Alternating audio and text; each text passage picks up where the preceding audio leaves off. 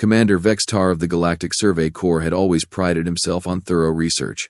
After all, when you're tasked with evaluating primitive worlds for potential colonization, you don't want any surprises. So when his datapad cheerfully informed him that Earth's honey badgers were classified as small scavengers, primarily feeding on insects and carrion, he felt confident in his mission parameters. Surely, Vex'tar mused to his second-in-command, Lieutenant Cax, a planet whose apex predators are these lions and tigers shouldn't pose much challenge to a properly equipped survey team. His mandibles clicked with amusement. The database even lists something called a blue whale as the largest creature. It's aquatic and eats microscopic organisms. How delightfully non-threatening. Cax, ever the pessimist, shifted his four eyes nervously. Sir, perhaps we should review the human behavioral patterns more thoroughly. The preliminary reports seem inconsistent. Nonsense. Vex'tar waved a dismissive appendage. Humans are clearly a docile species. Look at this footage of their nature documentaries. They observe animals from a safe distance, speaking in hushed, reverent tones. Obviously a peaceful, contemplative race. What Vex'tar hadn't bothered to read were the disclaimer notes. Buried deep in subsection 47B of the xenobiology reports were some rather important addendums. Things like warning. Human definition of pet may include creatures other species classify as nightmare fuel, and note, human recreational activities often involve deliberate exposure to mortal peril. But bureaucratic thoroughness had never been Vex'tar's strong suit. The landing party consisted of 12 Zephyrians, each standing roughly 7 feet tall with chitinous exoskeletons and enough firepower to level a small city. They descended upon the African savanna with the confidence of a species that had never encountered anything they couldn't either negotiate with or incinerate. Their first stop was a human research station, where they'd arranged to meet Dr. Marcus Webb, a xenobiologist who'd volunteered to serve as their guide. Vex'tar had been particularly pleased with this arrangement. After all, who better to show them around than a local expert?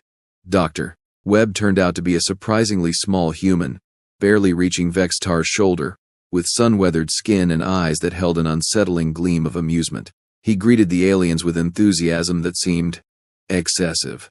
Welcome to Earth, gentlemen. Webb pumped Vex'tar's primary appendage with disturbing vigor. I have to say, when I got the request to show you around, I nearly fell off my chair laughing. I mean, you picked one hell of a place to start your survey. Vex'tar's translator struggled with the human's idioms, but the tone seemed positive enough. We're particularly interested in observing your planet's ecosystem dynamics. Perhaps we could start with some of the smaller, less threatening species. The database mentions creatures called honey badgers. The change in Webb's expression should have been their first warning. His grin widened in a way that made several Zephyrians reach instinctively for their weapons. Oh, you want to see honey badgers? Webb's voice carried an odd note. Well, that's just perfect. Absolutely perfect. He seemed to be suppressing laughter. Tell you what, let's head out to the research area. I've got a tracking collar on a local female. Name's Bertha. As they trekked through the grassland, Vex'tar noted the human's behavior with growing confusion. Webb kept glancing at his alien companions with what appeared to be barely contained mirth, occasionally muttering things like, "Oh, this is going to be good," and "wait until they see." Dr. Webb, Vex'tar inquired, your demeanor suggests anticipation. Are honey badgers particularly interesting to observe? Webb stopped walking and turned to face the group, his expression suddenly serious. Commander, before we go any further, I need to ask you something. When your people compiled their database on Earth's wildlife, did they perhaps focus on, I don't know, statistical averages, body weights, dietary preferences? Of course, Vex'tar replied proudly. We conducted a comprehensive analysis of all available data. Honey badgers, average weight dotage kilograms, omnivorous scavengers, non-aggressive, unless cornered. Standard protocol for Class C wildlife encounters. Webb nodded slowly, as if confirming something to himself. Right, Class C, non-aggressive. He pulled out a small device and checked the display. Well, the good news is Bertha's about 200 meters that way. Well, let's call it educational news is that she's currently engaged in what we might term typical honey badger behavior. Lieutenant Cax's 4 eyes swiveled nervously. Sir, the human's pheromone emissions suggest elevated stress levels. Perhaps we should maintain formation, Vex'tar ordered. We're here to conduct a survey, not cower at the sight of a 12-kilogram scavenger.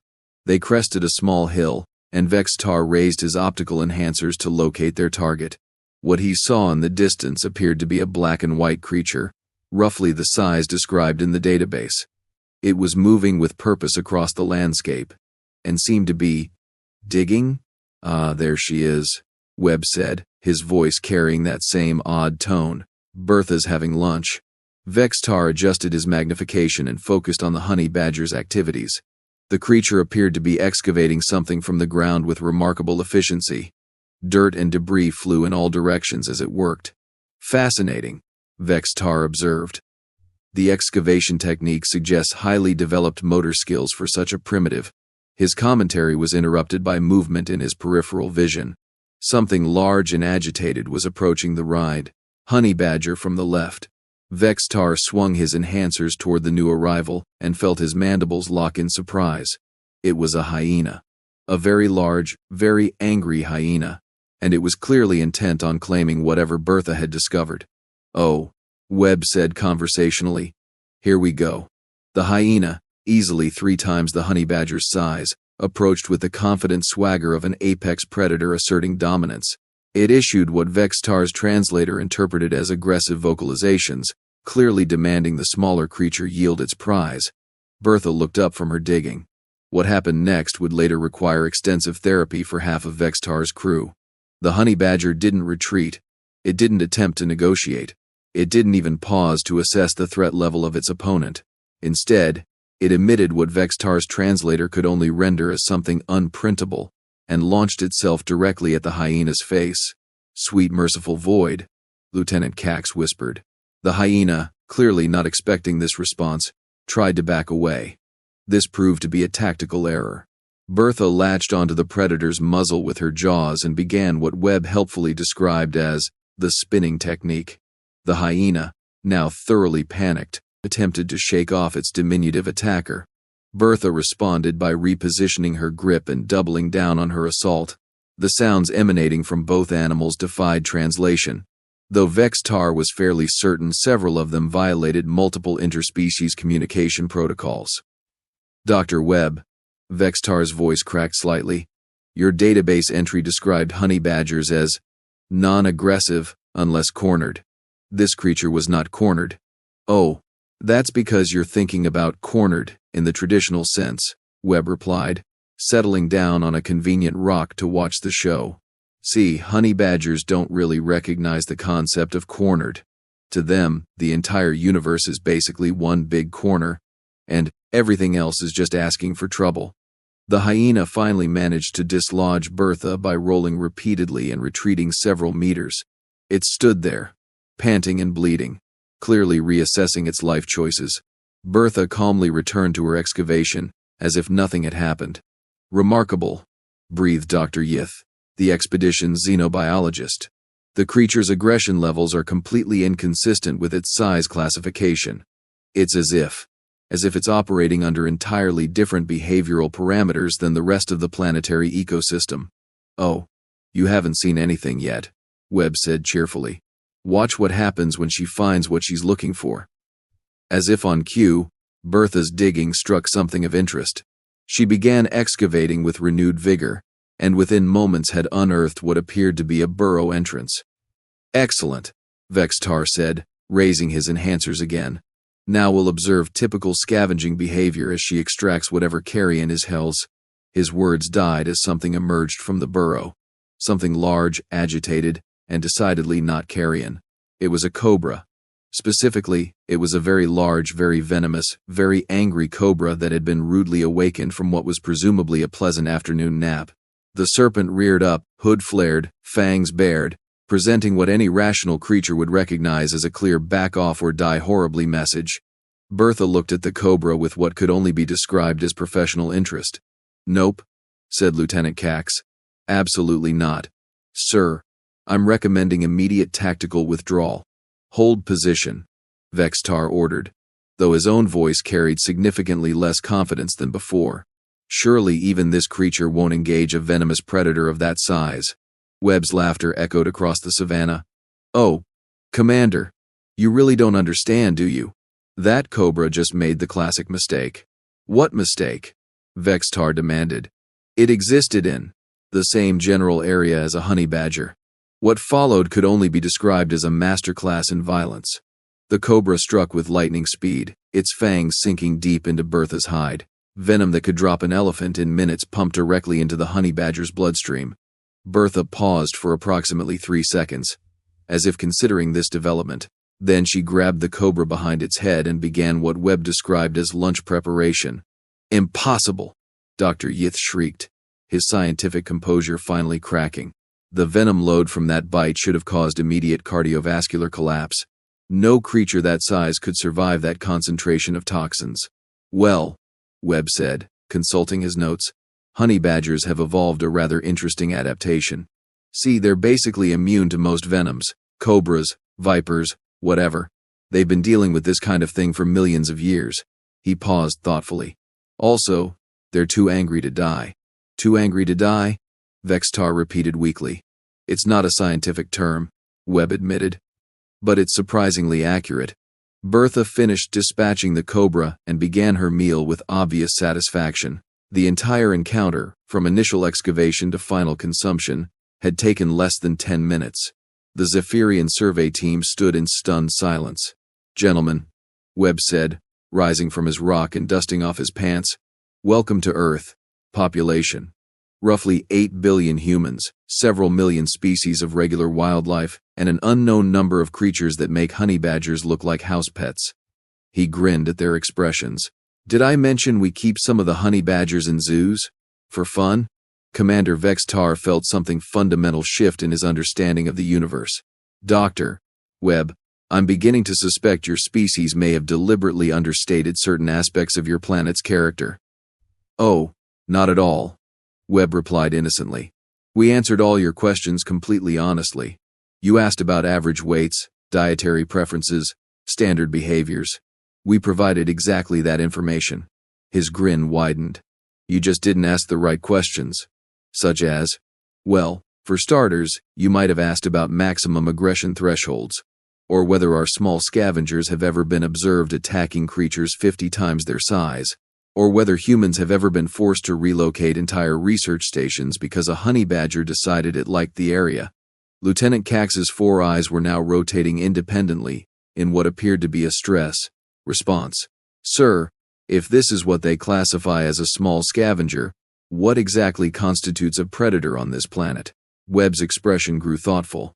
Well, that depends on your definition. Technically, humans are the apex predators here. We've pretty much eliminated or controlled everything else that might compete with us. He paused. Of course, we did that mostly by being crazier than everything else. Crazier? Vex'tar queried. Oh yes. See, most species on Earth evolved sensible survival instincts, fight or flight responses, appropriate fear reactions. Honey badgers skipped that particular evolutionary development. But humans? Webb's grin became positively unsettling. We evolved the ability to override our survival instincts through pure, stubborn determination. We call it, holding my beer and watch this. A new sound interrupted their conversation. Something was moving through the grass behind them, something large enough to create substantial rustling. The Zephyrians immediately formed a defensive formation, weapons at the ready. Webb glanced over his shoulder with mild curiosity. Oh, that'll be Tembo. Tembo? Vex'tar demanded, optical enhancers scanning for threats.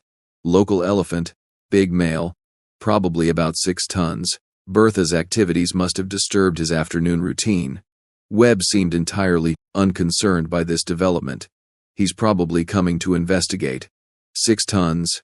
Vex'tar's translator helpfully provided conversion data. That was larger than their assault shuttles. Dr. Webb, Vex'tar said carefully. Should we perhaps relocate to a safer observation distance? Nah. Tembo's pretty chill. Besides, this should be educational. The elephant emerged from the tall grass like a biological fortress. all muscle and tusks and barely contained power.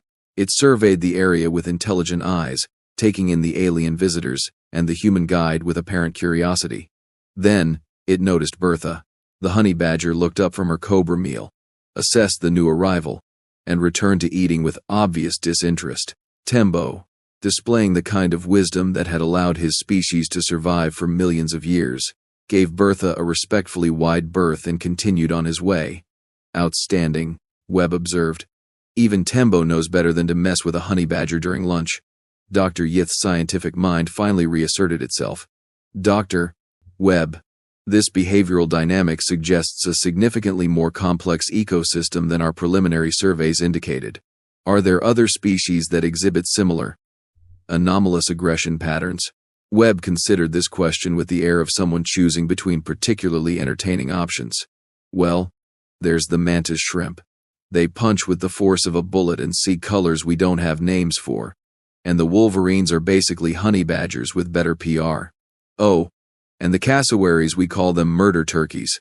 They've got claws like velociraptors and attitudes like, well, like honey badgers with wings. This planet is a death world, Lieutenant Cax whispered. Death world? Webb looked genuinely surprised. Oh no, you've got it all wrong. This is paradise. Sure, everything here is trying to kill everything else, but that's what makes it interesting. Where else can you find creatures so magnificently dedicated to violence that they've transcended basic survival instincts? Vex'tar's worldview was rapidly undergoing what his people would later classify as complete structural failure. Dr. Webb, if these are your small scavengers and non-aggressive species, what exactly qualifies as dangerous wildlife on your planet? Webb's expression grew thoughtful. Well, that's where it gets really interesting. See, the truly dangerous stuff on Earth isn't the obvious predators. It's the things that look harmless but have evolved absolutely diabolical survival strategies. He paused dramatically. Like drop bears. Drop bears? Australian marsupials. Look like koalas. Act like furry murder machines. They hide in trees and drop onto unsuspecting victims. Completely fictional, of course, but we've convinced most tourists they're real because it's funnier that way. The Zephyrians exchanged looks of growing confusion. So, they're not actually dangerous? Vex'tar asked hopefully. Oh, the drop bears? No, they don't exist. But the fact that we invented imaginary predators for our own amusement should probably tell you something about our relationship with actual danger. Webb grinned. The real Australian wildlife is much worse. As if summoned by the mention of Australia, Webb's communication device began emitting urgent sounds. He glanced at the display and his expression grew animated. Oh, this is perfect. Absolutely perfect. He looked up at his alien audience. Gentlemen, it appears we're about to receive a practical demonstration of human-wildlife relations. That was my colleague Dr. Sarah Kim from the research station. She's requesting immediate assistance with what she describes as a situation. What kind of situation? Vex'tar inquired, though he suspected he didn't want to know the answer. Well, it seems one of our research subjects has gotten into the supply shed. She needs help with extraction and containment. Webb's grin widened. The subject in question is a honey badger we've been studying, goes by the name Boris. The implications of this statement settled over the Zephyrian survey team like a toxic cloud. Dr. Webb, Vex'tar said slowly, are you telling us that your people deliberately study these creatures, at close range? Oh, absolutely. Can't understand their behavior patterns from a distance. Besides, Boris is actually one of our calmer subjects, very methodical in his approach to destruction. Lieutenant Cax was now making small whimpering sounds. Come on, Webb said, shouldering his pack with obvious enthusiasm. This should give you a much better understanding of how humans interact with our local wildlife. Plus, Sarah owes me $20 if Boris has figured out how to open the chemical storage containers. As they began the trek back toward the research station, Vex'tar found himself reconsidering everything he thought he knew about planetary survey protocols. Somewhere in the distance, Bertha was still working on her Cobra, the sound of her contentment carrying clearly across the savannah. Dr. Webb, he said finally, I'm beginning to think our species may have fundamentally different definitions of the word safe. Oh, definitely, Webb replied cheerfully.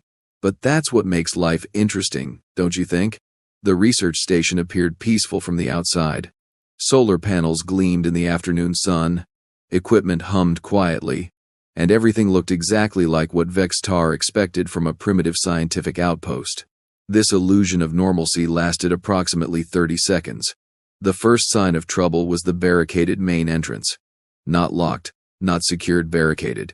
With furniture, equipment crates, and what appeared to be a refrigerator. The second sign was the sound. A rhythmic banging that seemed to originate from somewhere within the structure, accompanied by what Vex'tar's translator struggled to interpret as either extremely creative profanity or some form of primitive war chant. "Ah," Webb said with obvious satisfaction. "Boris has been busy." "Doctor," Sarah Kim emerged from around the side of the building, looking distinctly frazzled. Her hair was disheveled, her clothing bore suspicious claw marks, and she clutched a tranquilizer gun like a lifeline. "Marcus, thank God you're here," she called out. "Boris has been in the supply room for 3 hours. He's systematically destroying everything in alphabetical order." "Alphabetical order?" Lieutenant Cax queried weakly. "Well, not actually alphabetical," Sarah clarified. "More like order of how much chaos each item can create when properly applied. He started with the acid storage containers, moved on to the electrical equipment, and he's currently working on what sounds like the fuel supplies." Vex'tar felt his exoskeleton creak under stress. "Dr. Kim, surely a creature that small cannot cause significant structural damage to your facility." Sarah and Webb exchanged a look that somehow managed to convey both amusement and existential dread. "Commander," Sarah said gently, "last month Boris got into our vehicle bay. He completely dismantled a Land Rover. Not damaged, dismantled. We found pieces of it distributed across a 2-kilometer radius. The engine block was in a tree. How does a 12-kilogram animal move an engine block?" "Doctor," Yith demanded. "Very carefully," Webb replied, and with tremendous spite. The banging from inside the building intensified, followed by what sounded suspiciously like glass breaking. Sarah winced. "There go the sample containers," she muttered. "That's the 3rd set this month. Perhaps," Vex'tar suggested with rapidly diminishing hope, "we could simply wait for the creature to exhaust itself." Both humans stared at him in genuine bewilderment. "Commander," Webb said slowly, "honey badgers don't exhaust. They operate on pure malice and cosmic indignation. Boris once spent 14 hours straight demolishing a concrete barrier because it was in his way. He didn't stop to eat, sleep, or rest. He just kept going until the barrier ceased to exist." "But surely," Dr. Yith interjected, "there are protocols for containing such creatures." Sarah held up her tranquilizer gun. "This is loaded with enough sedative to drop a rhinoceros. Last time we used it on Boris, he took a 15-minute nap and then resumed destroying things with renewed enthusiasm." The sound of something heavy being dragged across the floor echoed from within the building. "Right," Webb said, rolling up his sleeves. "Time for Plan B." "What's Plan B?" Vex'tar asked, though he suspected he didn't want to know. "We go in there and politely ask Boris to stop." Lieutenant Cax made a sound that the translator rendered as either laughter or a complete psychological break. "You're going to negotiate with it?" "Oh no," Webb corrected cheerfully. "We're going to make a deal." Webb approached the barricaded entrance and began removing furniture with practiced efficiency. Boris operates on a simple principle.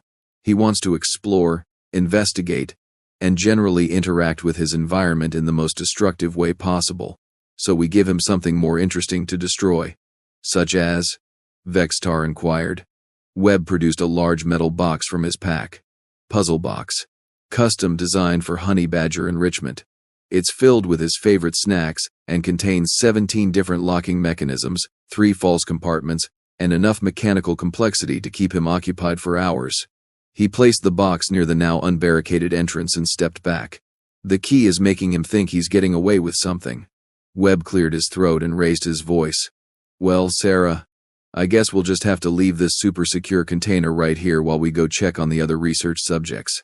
I sure hope nobody gets into it while we're gone." The banging from inside the building stopped. "Of course," Sarah added loudly. "It would take an incredibly clever and determined animal to figure out all those locks." Certainly nothing we've encountered around here could manage it. A new sound emerged from within the station. Soft, measured footsteps. The footsteps of a predator who had just detected interesting prey. "He's coming," Webb whispered. "Everyone stay very still." Boris appeared in the doorway like a small, furry thunderstorm. He was larger than Bertha, with battle scars that suggested a lifetime of enthusiastic violence. His eyes fixed immediately on the puzzle box, and his expression shifted to what could only be described as professional interest. For a moment, predator and humans regarded each other in perfect silence. Then Boris padded forward, circled the box once, and began his assault on the locking mechanisms. "Remarkable," Dr. Yith breathed. "The creature's problem-solving capabilities appear to be."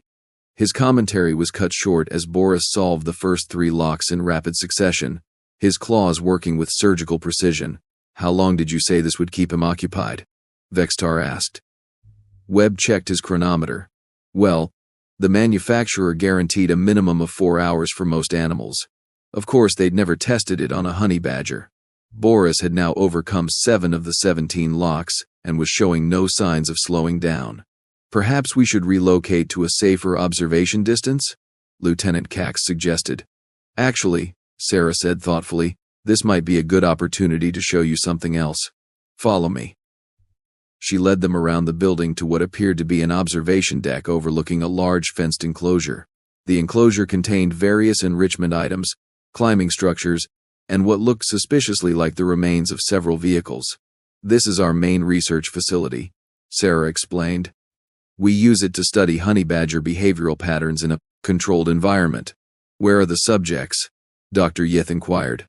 "Oh, they're here," Sarah replied, consulting a tablet. "According to the tracking data, we currently have Gladys near the north wall, Maximus by the water feature, and Rhonda somewhere in the tunnel system." Vex'tar raised his optical enhancers and began scanning the enclosure. At first, he saw nothing. Then movement near a pile of debris caught his attention. What he had initially mistaken for a rock was actually a honey badger methodically disassembling what appeared to be a motorcycle. The creature worked with the focused intensity of a master craftsman, removing components with precise, efficient movements. "That's Gladys," Sarah noted. "She's working on her 3rd motorcycle this month. We keep giving her new ones to see if she'll ever get bored." "And does she?" Vex'tar asked weakly. "Not so far.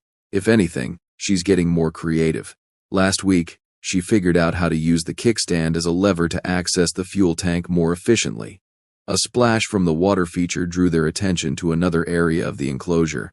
A second honey badger had apparently decided that the artificial pond needed restructuring and was excavating a new channel with remarkable speed. "Maximus is re-engineering our water circulation system," Sarah explained. "Again, he's actually improved the flow rate by 30%, but he's also redirected most of it toward his personal swimming pool." "They swim?" Lieutenant Cax asked in horror. "Oh yes, they're excellent swimmers. Also climbers, diggers, and escape artists.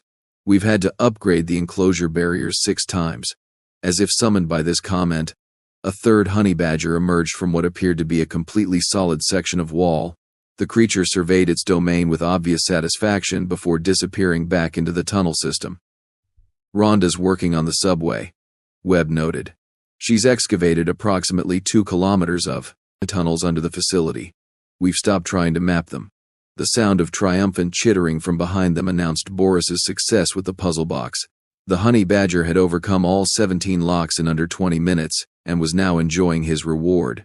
"Impressive," Dr. Yith admitted. "The cognitive capabilities required for such complex problem-solving suggest intelligence levels far beyond what your database indicated." "Oh, honey badgers are incredibly smart," Sarah agreed. "The problem is they use their intelligence exclusively for chaos-related activities. It's like having a team of furry engineers whose only goal is to dismantle civilization one piece at a time." Vex'tar was beginning to understand why humans seem to find their own planet amusing rather than terrifying. "Dr. Kim, if I may ask, why do your people study these creatures? What possible scientific value could they provide?" Sarah's expression grew thoughtful. "Well, from a purely scientific standpoint, they represent a fascinating example of evolutionary adaptation. They've essentially evolved to be unkillable by anything short of old age. But, honestly, she grinned, they're hilarious. Where else can you find animals that treat the entire world as their personal demolition project? Your species finds destruction amusing? Vex'tar queried. When it's done with this level of commitment and style, absolutely. Webb rejoined them, having apparently secured the supply room. Boris has accepted the trade. He's taken his puzzle box to a sunny spot, and appears to be working on the advanced locking mechanisms. How many advanced mechanisms are there? Lieutenant Cax asked nervously. 43. Webb replied cheerfully. Should keep him busy until dinner time. A new sound interrupted their conversation. This time it wasn't coming from the enclosure or the building. It was coming from the sky. A deep, rhythmic thumping that Vex'tar's enhanced hearing identified as rotorcraft. Ah, Sarah said, checking her communicator. That'll be Dr. Jackson, returning from the field site. A helicopter appeared over the horizon, approaching the research station with practiced efficiency. As it drew closer, Vex'tar could see that it bore various scientific instruments and what appeared to be a large transport cage. Dr. Jackson studies honey badger populations in the wild, Webb explained. He's probably bringing in a new research subject. The helicopter touched down in a cleared area near the station, and a tall, bearded human emerged from the pilot's seat. He waved cheerfully at the assembled group before moving to the aircraft's cargo area. Marcus, Sarah, he called out. Wait until you see what I found. This is going to revolutionize our understanding of honey badger social dynamics. Dr. Jackson began unloading equipment with obvious excitement, talking rapidly as he worked. I was investigating reports of unusual activity near the mining camp when I discovered something extraordinary. Apparently, a local honey badger has figured out how to operate heavy machinery. The words hit the Zephyrian survey team like a physical blow.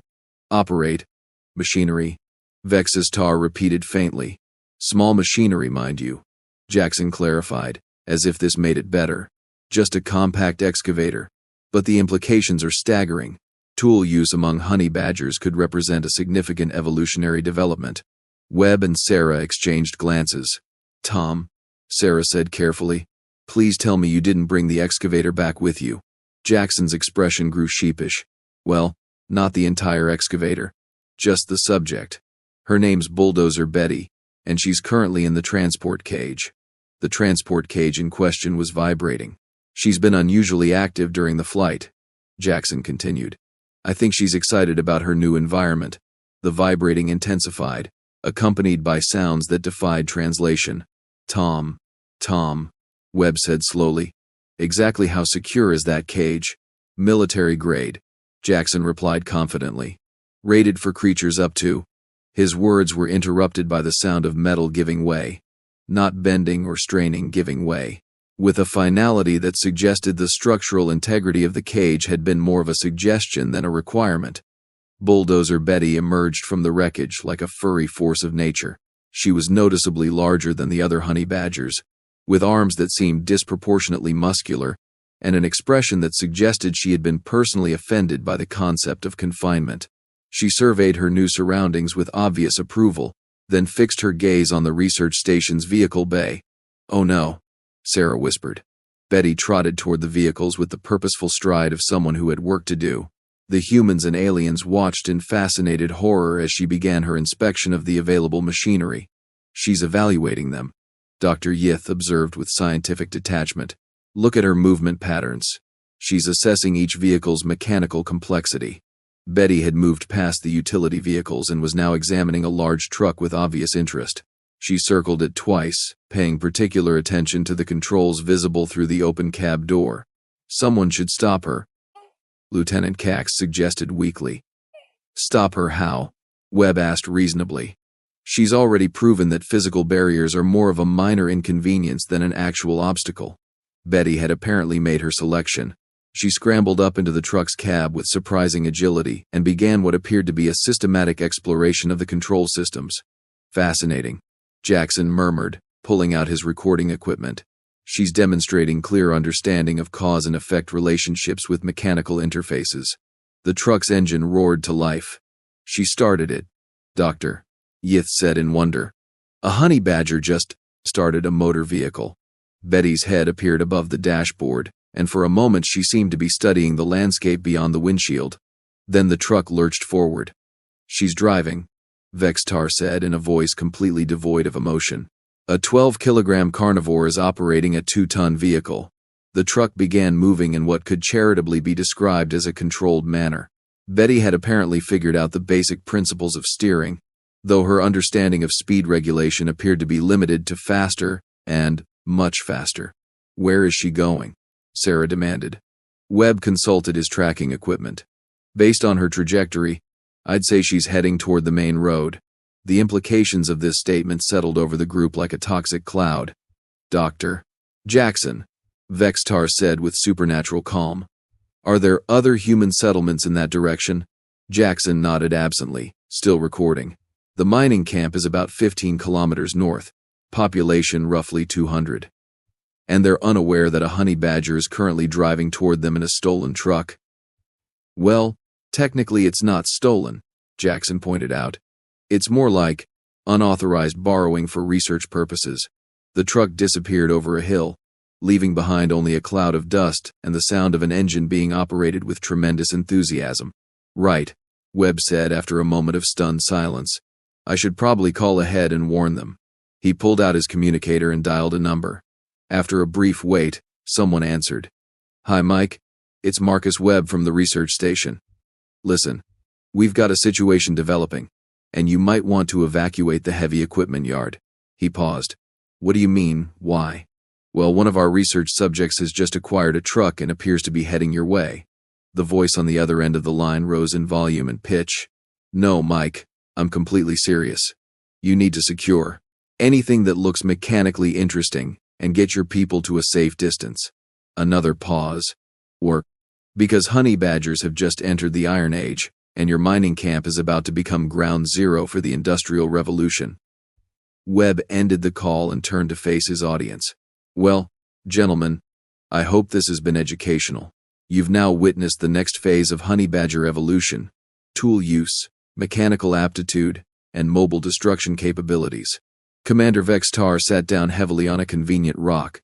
Around him, his survey team was exhibiting various signs of psychological distress. Lieutenant Cax was muttering prayers in the old language. Dr. Yith was frantically updating his notes. The security personnel were checking their weapons with the desperate hope of professionals who suspected their equipment was suddenly inadequate. "Dr. Webb," Vex'tar said finally, "I need to ask you something, and I require complete honesty." "Of course, Commander.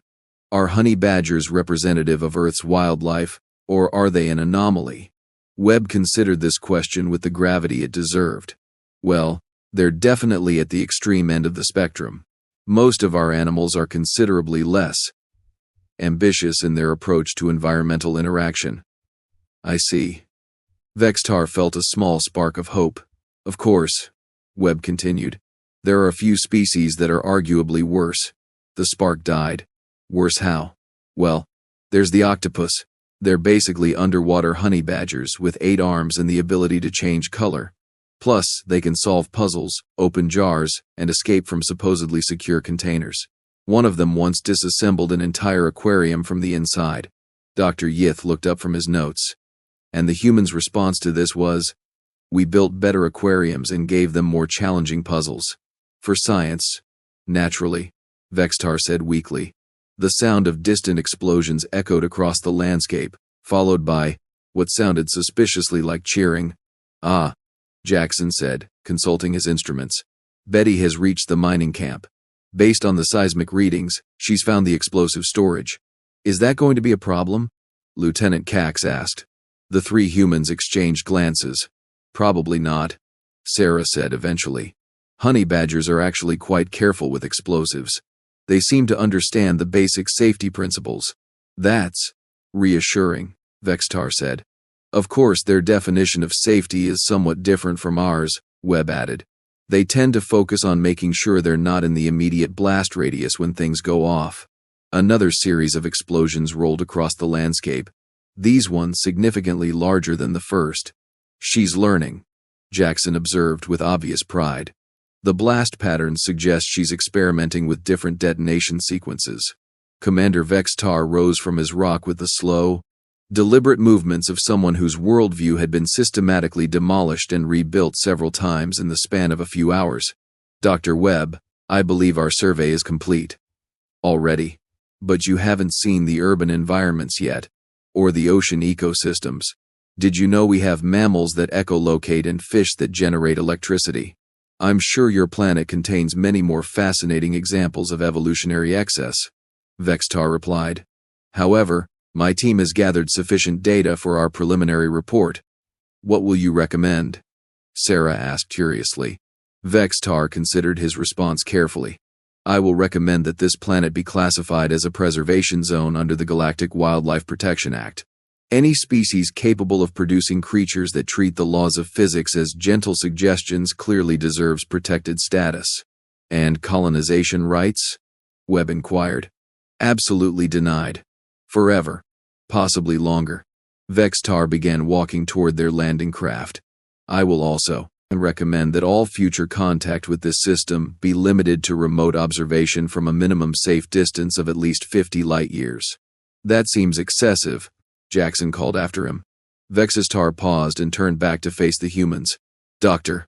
Jackson, in the past 4 hours, I have observed a 12-kilogram carnivore defeat a hyena, consume a venomous snake, dismantle your supply room, solve a complex mechanical puzzle, steal a vehicle, and apparently master the use of industrial explosives. Your species' response to all of this has been to take notes, place bets, and express genuine affection for these creatures. He gestured toward the distant mining camp, where colorful explosions continued to paint the sky. You have somehow created a world where the most dangerous predators are the ones you keep as research subjects, and your primary concern is whether they're having enough fun. Webb grinned. When you put it like that, it does sound pretty crazy. It is the most terrifying thing I have ever encountered, Vex'tar replied with complete sincerity. And I once witnessed a supernova at close range. As the Zephyrian survey team departed, their shuttle climbing rapidly toward orbit, Commander Vex'tar began composing his report. He would recommend not only that Earth be left alone, but that all reference to its existence be classified at the highest levels of galactic security. Because somewhere in the universe, there was a species that had evolved alongside creatures like honey badgers, and somehow decided that the appropriate response was to study them, name them, and give them increasingly complex puzzles to solve. And that species called themselves human. The truly terrifying part wasn't that Earth was a death world filled with impossible predators. The truly terrifying part was that the humans seemed to think this was perfectly normal and rather entertaining. As their shuttle cleared the atmosphere, Lieutenant Cax looked back at the planet below them. Sir, do you think we'll ever return? Not if I can help it, Vex'tar replied firmly. Though I suspect, knowing our luck, Earth will probably come to us eventually. Below them, Bulldozer Betty was beginning her assault on the mining camp's fleet of industrial vehicles, while Boris had moved on to the advanced components of his puzzle box, and the research station honey badgers continued their various engineering projects with typical enthusiasm. And Dr. Webb was already planning his next research proposal, which would involve introducing the honey badgers to robotics. For science,